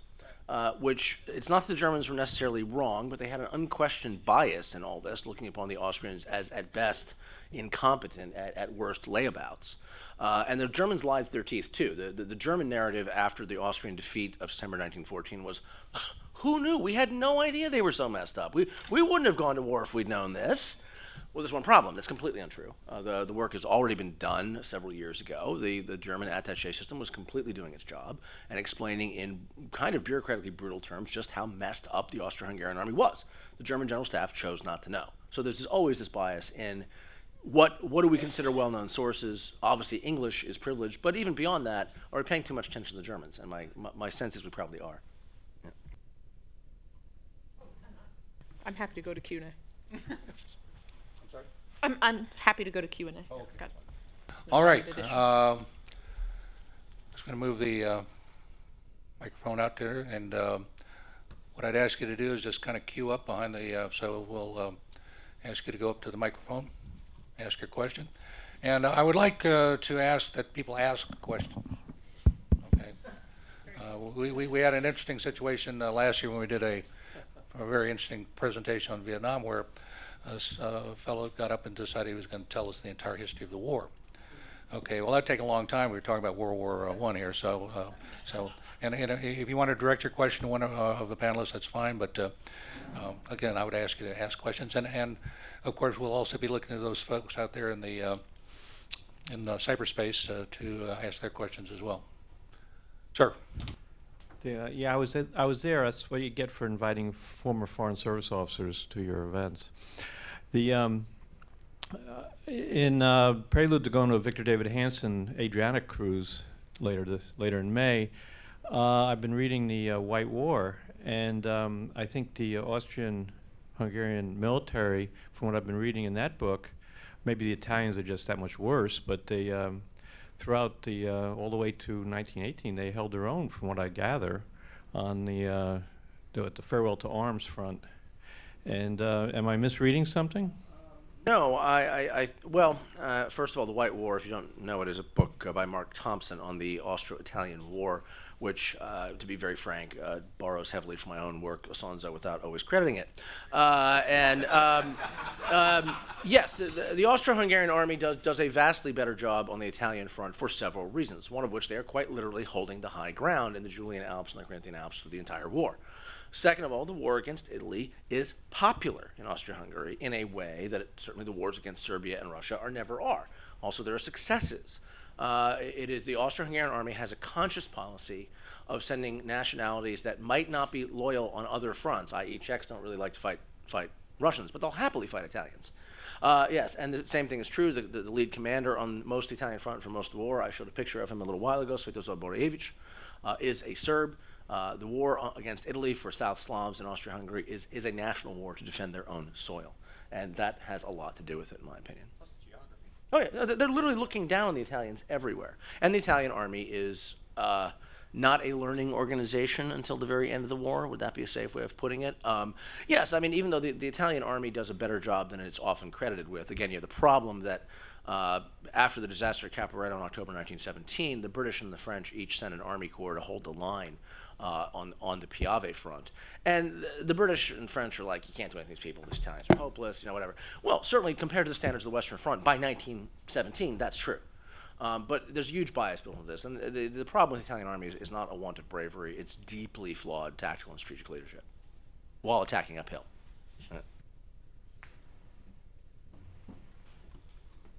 Yes, sir. There's a question that's been puzzling me for a long time, and you have alluded to it to some degree, Professor. Ever since I read Barbara Tuchman's book ages ago, it's always seemed to me like the Kaiser lets the General Staff, the German General Staff, presented with a single war plan with no alternatives, and they spend 17 years, if I recall correctly, working on this plan. They never have a new alternative plan, and when it comes time for a war in the Balkans, Germany's plan is, let's attack France, violating Belgian neutrality in the process. What causes this civil-military breakdown, if you will, and to what extent do you think that can be argued to be the ultimate cause of making this a European war rather than a Balkan war? I mean, the two things I guess that I would say to that is that what's shocking to me, and I know the French case better than I know the German, is that the diplomats and the generals are not really talking to one another. They don't meet as regularly as you would expect them to. They don't discuss things the way that we, at least theoretically, do them here, by starting with the national strategy and then working down to a military strategy that fits into that. They're just not talking about it that way. And I use this analogy kind of flippantly, but I like it, so I've been using it. I think the politicians look at the military guys kind of the way we look at tech support when a computer goes wrong. You've invested a lot of resources in these people. You don't want to know the code that they're going to write. You just want them to come up and solve a problem. And that's what they do. And the French politicians, especially René Viviani and Raymond Poincaré, really, it's shocking to me how little they understand of what their own military is supposed to do. And the reaction of the Kaiser, you know, your uncle would have given me a different answer. Something similar happens in Russia. And they just don't understand what those war plans are designed to do and what goals they're aimed at. And to me, I mean, this is one of the things that the war colleges, where three of us work, I mean, that's at least to me, it's one of the key themes that I'm always talking about, that the military strategy has to be nested within a larger national strategy. And those two things have to constantly be working together. And in 1914, in most of the great powers, they're just not. Yeah, I mean, I agree with all that. I think the case of Germany is very interesting because the civil-military dialogue that Mack has spent so much of his career writing about and speaking about, I won't say it doesn't exist in Berlin in 1914, but it's very limited and circumspect and very weird. There's a lot of talking around and past each other. Look, because we are from professional military education, I teach a course on World War I, and I try to get students away from this very oversimplified look at it. And the reality is Germany is facing a situation in 1914 which is not envious. Not enviable, rather. Yes, Germany has a central position. They have an outstanding rail network. They can mobilize very quickly. But it makes no sense to attack Russia first. You've got at least 5 to 6 weeks before the Russian army, they think, will be in place. And you've got to knock France out of the war quickly. I challenge my students every year when I teach the course to come up with a better plan. We're waiting. You know, knowing that the Schlieffen Plan is deeply flawed on reasons of logistics alone. It was never going to work as advertised. But it was probably the best possible plan given the strategic and political realities of the time. I will also, to get off just blaming the Germans, there are two factors, one of which is the German General Staff was well aware that Russian military modernization meant that by 1918, probably 1917, due to development of second-line reserves in Russia and improvements to the rail network, they couldn't beat the Russians anymore. So if we have an opportunity to do it now, and also the alliance with Austria matters a great deal. As dysfunctional as this relationship is, Germany is in the situation where their only dependable ally is really a very troubled one. But the only thing worse than going to war with a troubled ally is having no allies whatsoever. And I think this drives the debate in Germany in July in places that unfortunately does go. You want to? Just the two things that also I want to throw on there that John made me think of. The first is the very lack of these kinds of processes indicates to me that these are not states that are waiting for an excuse to go to war. Again, the great powers are reacting, they're not acting. And at least in France, I think it's also true in Germany, I think it's certainly true in Britain, it's certainly true in the French case. You hear generals saying, look, the diplomats have got us into this awful mess. Now we have to get out of it any way that we can. And you know, for the French, for example, they've got us tied to a Russian foreign policy in a way that we should never have to be. But now we are. And so if they've got it screwed up, we got to find ourselves a way out of it. And that's why I think these plans become, in many ways, operational rather than strategic. They're designed to win campaigns. They're not really designed to advance national strategies. Yeah, I would say there's a lot of tacticization of strategy going on in a lot of this. I will also add, again, just in the Austrians here, because it does definitely affect German decision-making in July 1914. The Austrians are in a different place where you have lots of memos from top generals in July 1914 that are frankly hysterical. And what they're worried about is the diplomats are going to find a way out of the crisis. Right? I mean, their perception is time and again we've punted on the opportunity to crush Serbia, to reassert our authority in the Balkans. Let's not blow it this time. And one of the top generals, in the army, writes to a close friend who's another top general, and is basically gnashing his teeth about, oh God, the diplomats better not screw this up again. He says, we just have to let it go.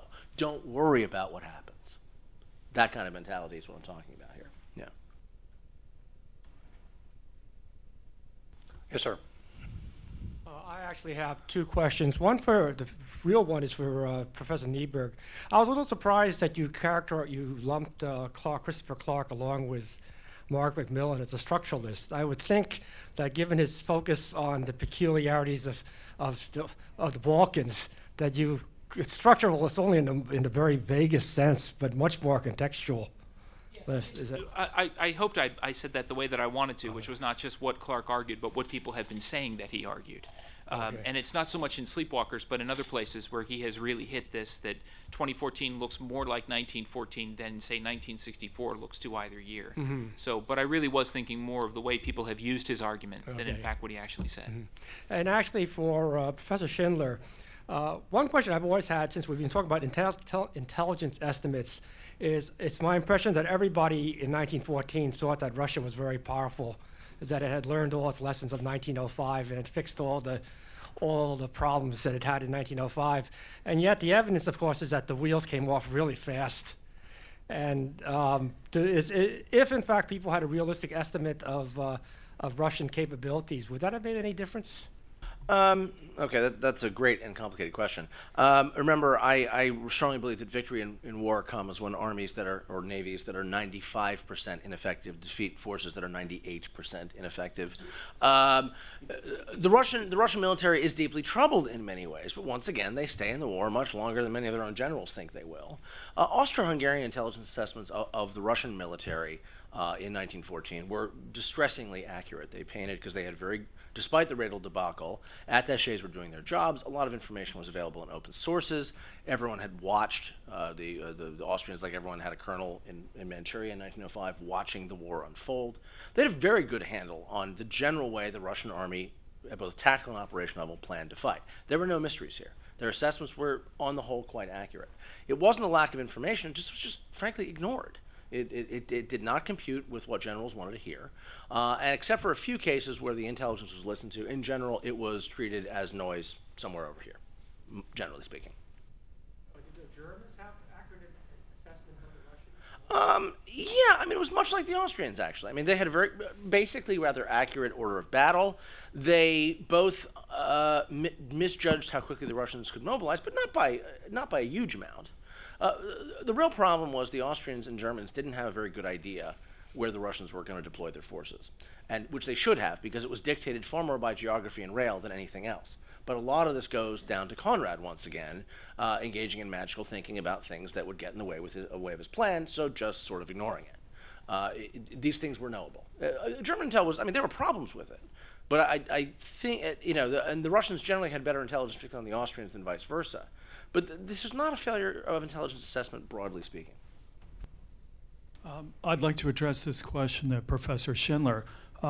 If the Germans are not so important, their guild is not their war guild, or their decision not to go to war, why did Count Berchtold dispatch Count Hoyo to Berlin to get the blank check? I mean, this is all important because they're not going to go to war without Germany watching their back, right?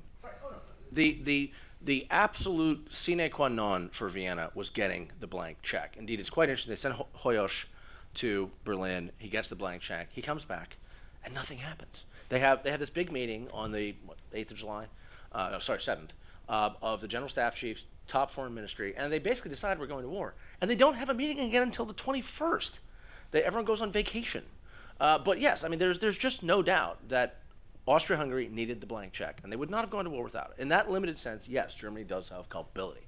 I've just tried to explain why the Germans were significantly less chomping at the bit for war than the Austrians were, actually. Yes. Significantly.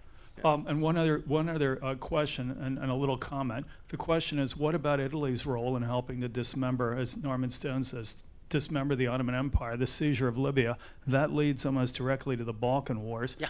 And Luigi Albertini emphasized that in his great history of the war. Yeah, and of course what is very interesting about this is the Austrians are well aware of this. They make these connections of exactly that you're making here. They see what the Marxists would call the correlation of forces trending against Austria-Hungary rapidly in both political and military terms, and they don't trust the Italians as far as they can throw them. They are, in fact, not surprised that Italy welches on their commitment to go to war in 1914. They half expect it. There is no shot. They're furious about it, but they're not surprised at all. Yeah. One other comment. This is a little comment. Gavrilo Princip, Vladimir Dedier, who's Mil Evangelos' best writer friend, says he is a first-rate poet. He reminds one emotionally, though, of Patrick Pierce, who started the Easter Rebellion. And why don't you tell the audience about how Conrad finally got the girl, even though the world blew up? Oh, this is great. Yeah. Princip, yes, Princip was sort of a poet manqué. Conrad does get the girl. Unfortunately, he trashes the world getting her, but he goes to war. He's constantly writing Gina these sort of adolescent letters. In the spring of 1915, he finally gets Gina to relocate to the high command in western Galicia, where she will camp out with him for the rest of the war, and they get married later. He gets permission. He has this bizarre thing where, because Conrad's a Catholic, he has one of his Hungarian generals who's a Protestant adopt her, and so she can leave the Catholic Church. Oh, it's absolutely bizarre. And Gina is very much a protector of the Conrad myth. Conrad will die in 1925. And this is a very important point. How badly Conrad screwed it up was systematically covered up by the Austrian general. The general staff becomes the history office, essentially, in 1918. This was covered up well in the 1960s. One, because they didn't want to admit how badly it had really gone. And the other reason was that Conrad, whatever his failings, was not a Nazi, and not even a proto-Nazi. And after the Second World War, when the Austrian Republic is looking for politically acceptable heroes, Conrad, whatever his flaws, was not politically dangerous. And so there was a real Conrad cult for decades after the war in Austria, that only in the last 15 years or so has really gotten the examination it needed, seeing the terrible mistakes that he made. I've got a question for Kate. Simply, you I think did a very nice job of sort of debunking the traditional view of the analogy, the sort of the dynamic of the Royal Navy and so forth. Has there been much pushback, from people trying to defend more or less the narrative against what I think is some pretty persuasive revisionist history on that whole? Yes, there's been enormous pushback. I think the pushback rests on a much slimmer evidentiary base and much weaker and less sophisticated conceptualization of how navies work. So yes, there's been very substantial pushback. I mean, it's very, very interesting that we like the idea that strategy ought to drive, operational art. It ought to drive your war plans and so forth. But it's also the case you have human beings involved in these sorts of things. And in the case of navies, you have a tremendous financial issues at stake. I mean, the fact is that, okay, in the case of the American Navy, you've got Mahan, Alfred Thayer Mahan, of course, who provides a sort of a strategic argument on behalf of a large American Navy, but to also have industrial interests that were helping to kind of push that argument forward. So.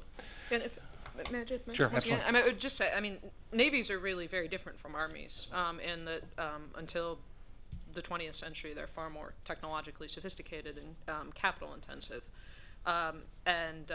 Patrick O'Brien and Nicholas Roger have done wonderful work on the role of the Royal Navy in early sort of the political economy, the proto-industrialization, and the financialization of early modern England.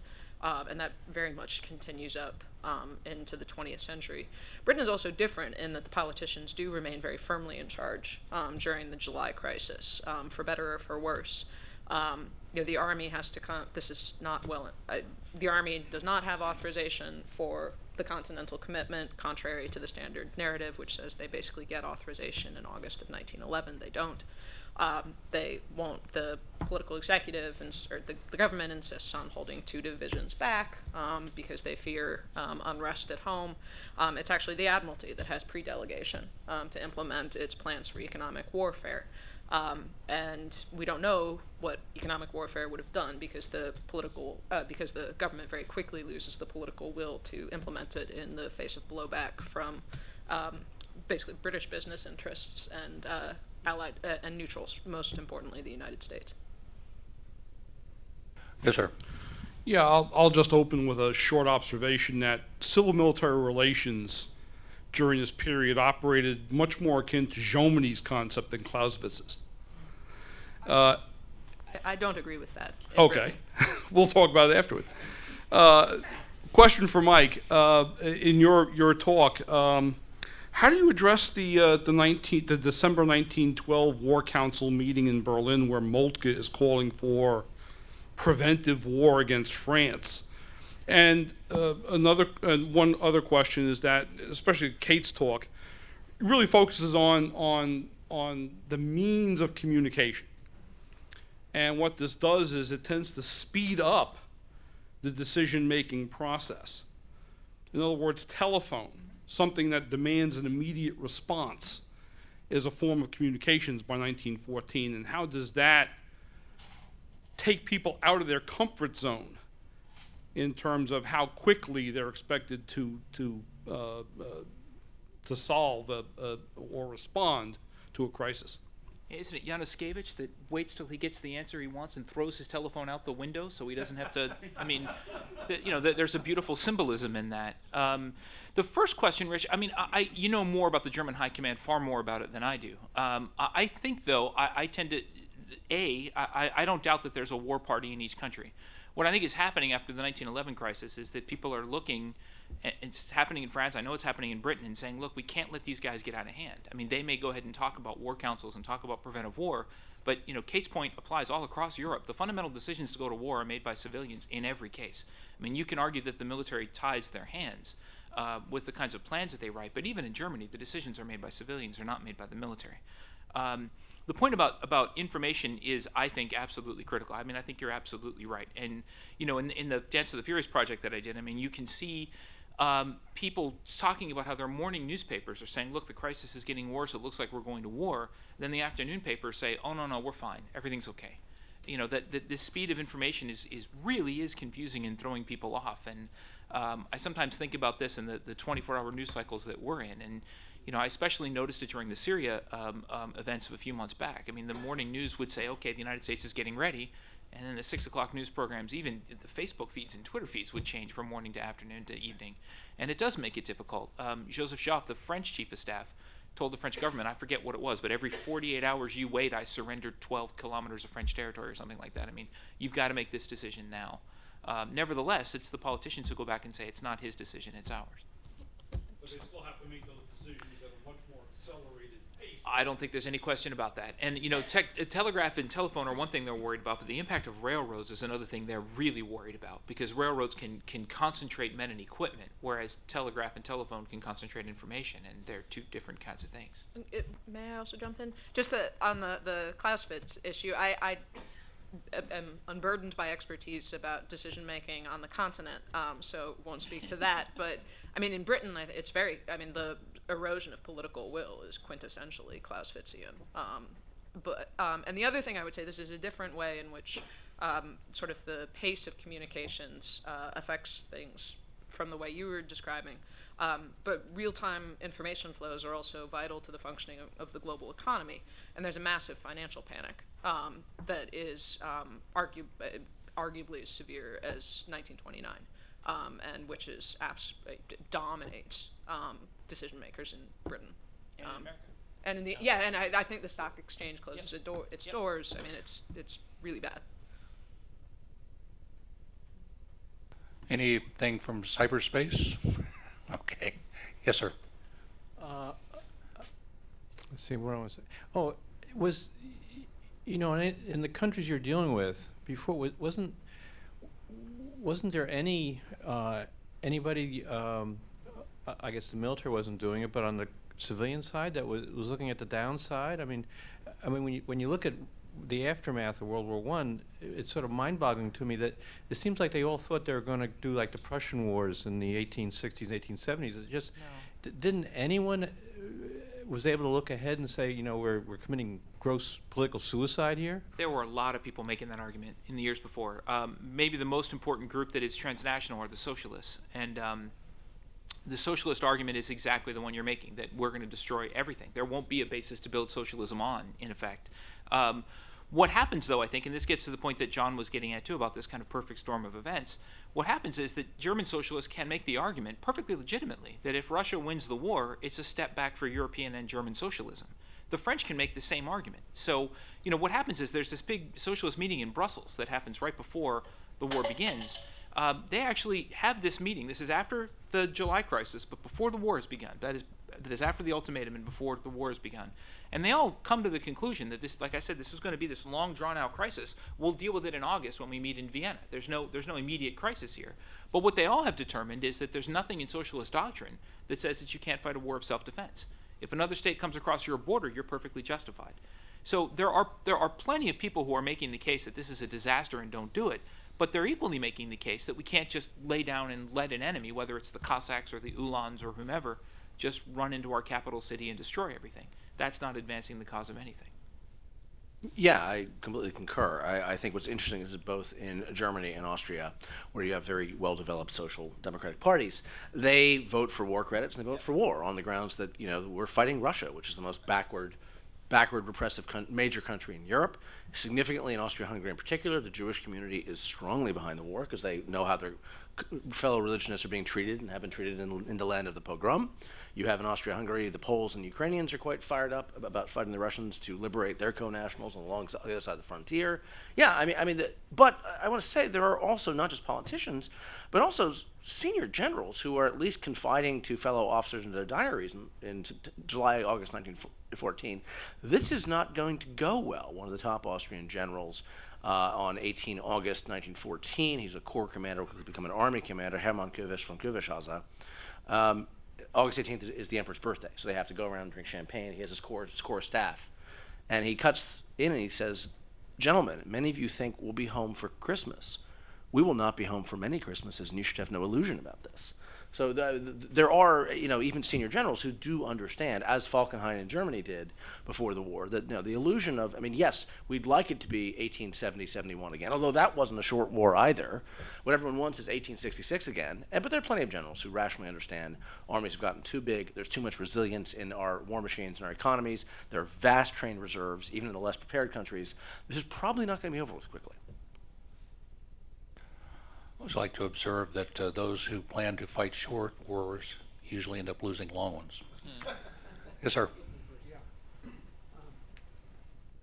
Tom Oakley. I just had a question, and I don't know if I heard this correctly, but Neil Ferguson had recently come up with an argument that I heard if Britain had stayed out of the war, they could have saved their empire, and I think I paraphrased poorly, but that was at least sort of the broad concept that I heard, and I'd just love to get any comments on sort of that.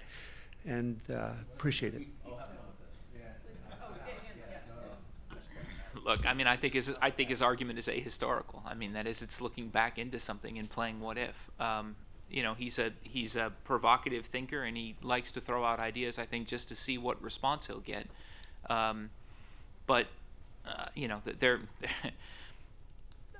His argument to me is not convincing. There's no conceivable way in which Britain could have behaved in the manner in which he suggests that they should have, and there's no British politician making that case. There's no one making that case. Again, the argument is provocative. It is designed. I think I don't know him, but I think what he's just trying to do is get people thinking and talking, and he's certainly succeeded in doing that.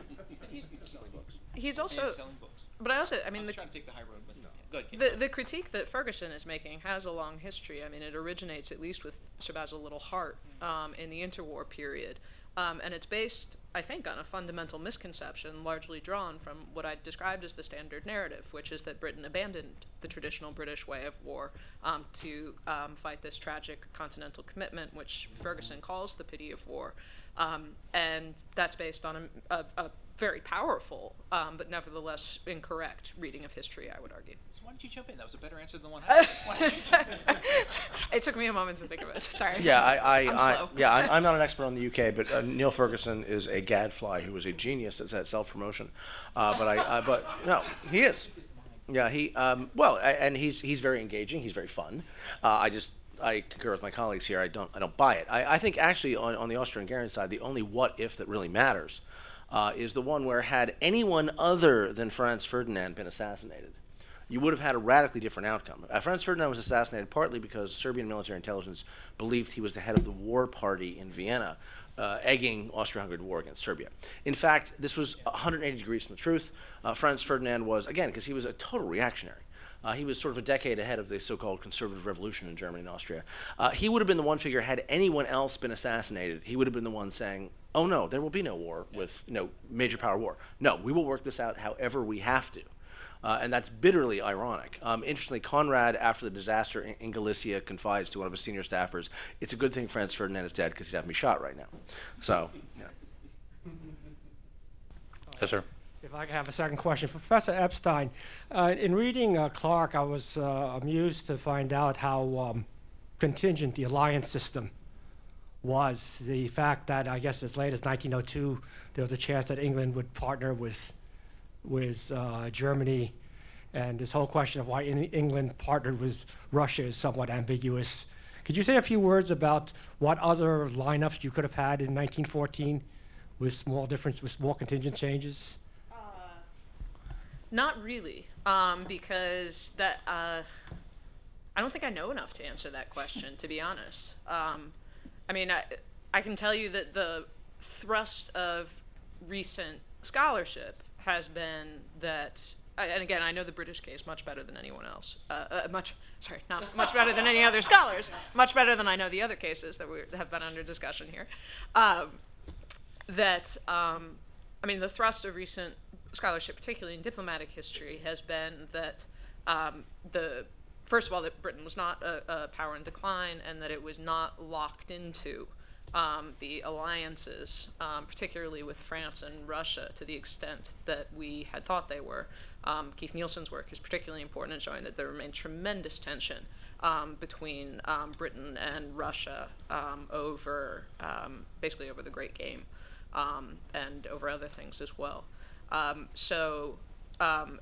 there's stuff, I mean, going back at least to Paul Kennedy's classic book, Rise of the Anglo-German Antagonism, which makes the point which someone else has made. There's actually a lot that would argue in favor of a British and German alliance rather than an antagonism, so why? And that's a problem in some way. I'm sure that's part of the reason that has seemed such an important question, sort of why did the antagonism develop is a different way of asking why didn't an alliance develop between the two, which I think has really distorted our ability to recover the strategic environment as it was experienced by decision makers at the time. So I'd be reluctant to speculate sort of on exactly what could have tipped the agreements as they happened over into other lineups. But yeah, I think all I can do responsibly do is comment on the thrust of the scholarship. Thanks, though.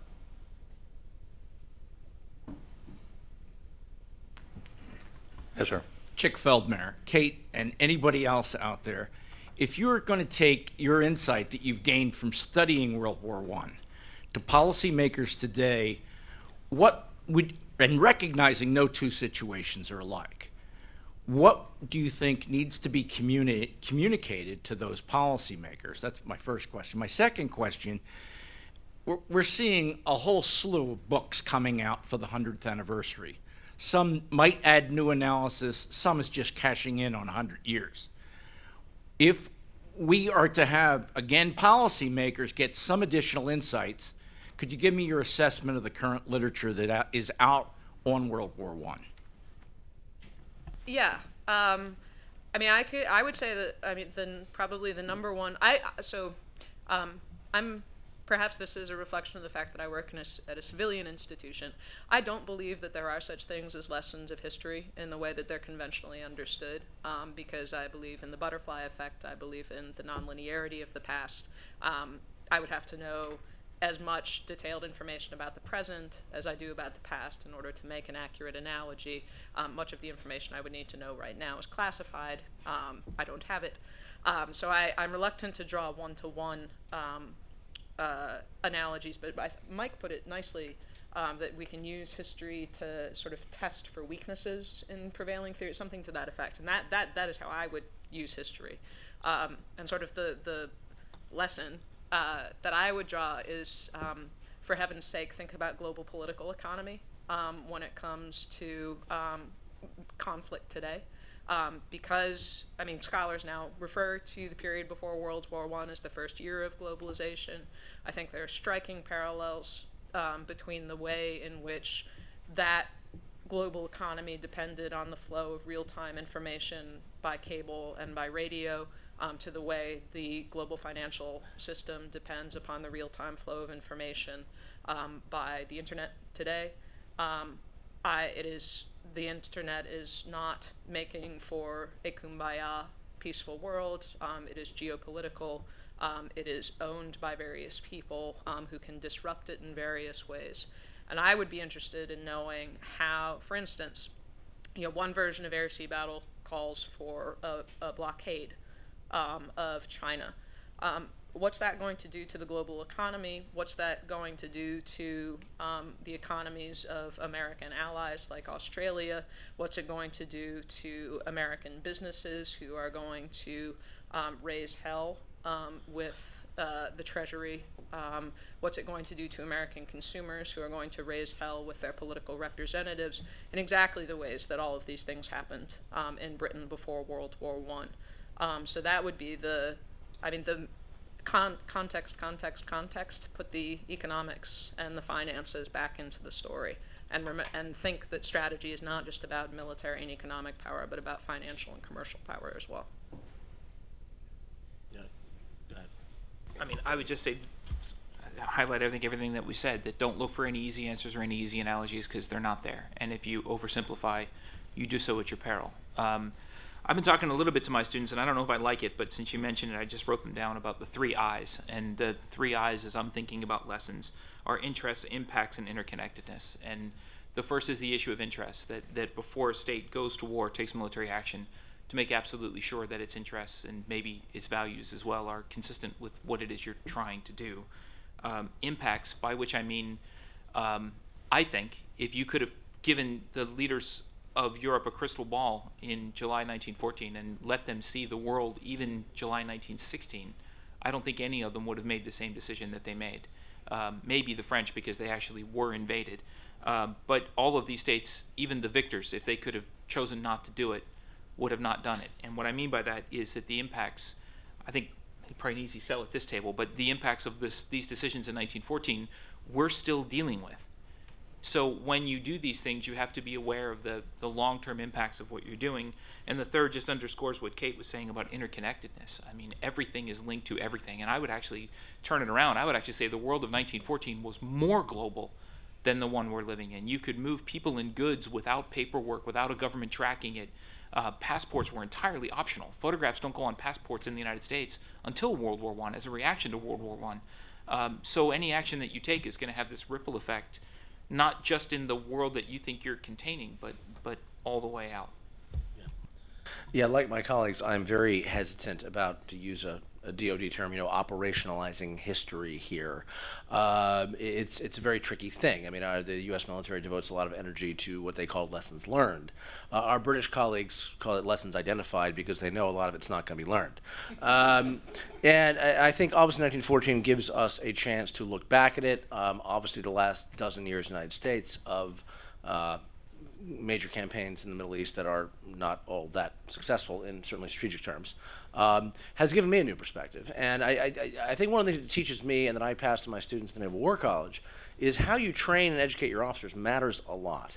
And it not just in issues of political economy and the broader issues of strategy. Look, the Austro-Hungarian General Staff was extremely smart. I will make a controversial statement. I think on average they're probably a good deal smarter than U.S. military officers today in terms of actual knowledge. They were, however, extraordinarily narrowly educated in their profession and focused on matters essentially of higher tactics, maybe in operations, very little about strategy, very little on civil military relations. They were simply not taught to think in these terms. We, at least in any Western military today, do. And I'm not saying that's going to avert the next crisis, but it's very important to note this. And I'm pleased to say that my students in the Naval War College and elsewhere find this sort of, flight from reality of Conrad really hard to understand. I guess it's a positive sign. Can I just add, I realized I didn't answer your question about the literature. Sorry. I thought that was on purpose. Yeah, no. My mother did tell me if you don't have anything nice to say, don't say anything at all. But I do have a couple of nice things to say, which is it'll reflect my own interests and preferences as a historian. I really admire work that rests on deep archival research. I mentioned Lambert's book already. Another, in terms of relatively recent stuff, another one that I really like, which wasn't timed to take advantage of the anniversary. I think it was published in 2007. Is Jonathan Winkler's book Nexus. Which engages a lot of the same themes, actually, but it's about American strategic communications. I love it because I work on the military-industrial complex. It also looks at the relationship between the U.S. government and the private sector in terms of the business of developing a global communications grid. So I really like that. And a lot of the books you've mentioned are actually really much more works of synthesis rather than sort of monograph analysis. And so both of the stuff that I've been I'm really more familiar with, frankly, is the monographs. Those are two. I think go ahead. Yes, ma'am. I read an article recently that pointed out that in France there's a great deal of commemoration of the beginning of the war going on, a lot of symposia, so on, and almost nothing in Germany.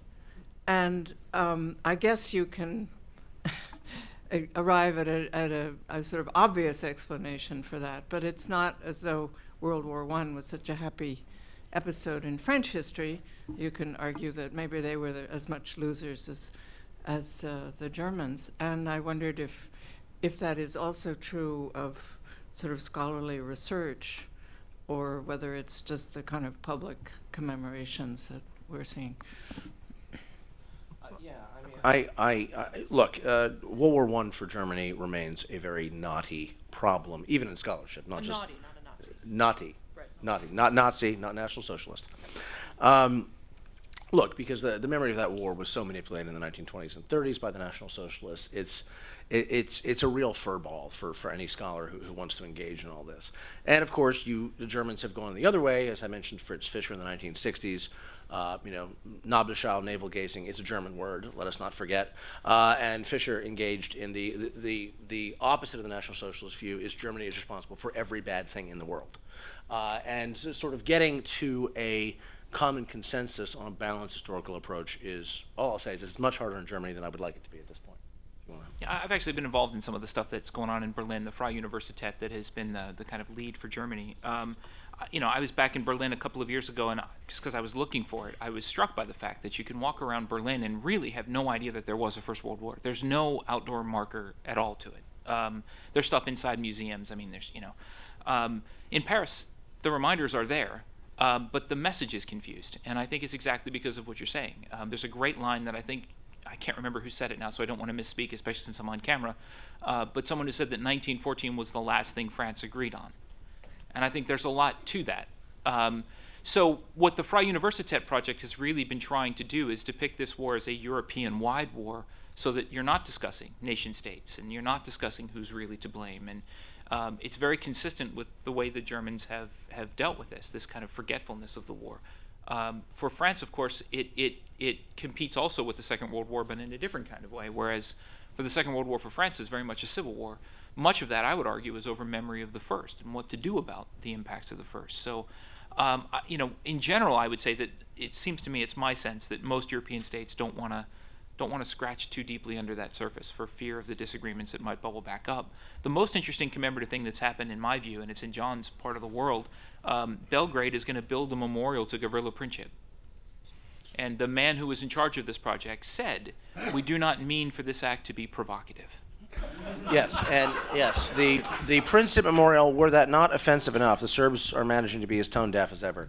As if that were not offensive enough, it's going to be built at Kale Megdan in downtown Belgrade on the historic fortress. They're putting an identical copy of it in Sarajevo as well, in the Serb part of Sarajevo. No, because you couldn't make it more offensive, frankly. Right. I think these are the kinds of things Germany's hoping to avoid. Okay. Just a couple of observations here. I was, thinking about the whole idea of lessons. I like lessons identified, and so forth. And I always like to quote one of my favorite economists, Friedrich von Hayek. He described economics as the study of the unintended consequences of human action. I think you can use that characterization for what we've been talking about here as well. The idea of lessons coming that are easily, coming out. Being identified and we can react to them, I think is simplicity. I always like to say that there are three ways about reasoning about the future, and two of them are very bad. One, of course, is basically the whole idea of extrapolation. You just take current trends and you say they're going to continue into the future. The other is a historical analogy, and again, historical analogy can help you in some degree, but at the same time it can get you in a lot of trouble, especially if you take these sorts of things.